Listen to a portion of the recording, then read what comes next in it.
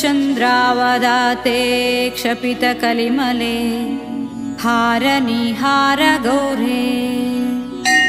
भीमे भीमाट्टहास्ये भवभयहरिणी भैरवी भीमधीरे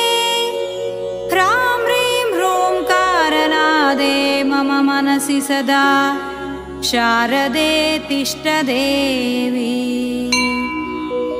हा पक्षं बीजगर्भे सुरवररमणी चर्चितानैकरूपे कोपं वंशं विधेयं दरिततवदरा योगिनी योगमार्गे हंसं सस्वर्गराजप्रतिदिनमिते प्रस्तुता लालपाटे दैत्येन्द्ये ध्यायमाने मम मनसि सदा शारदे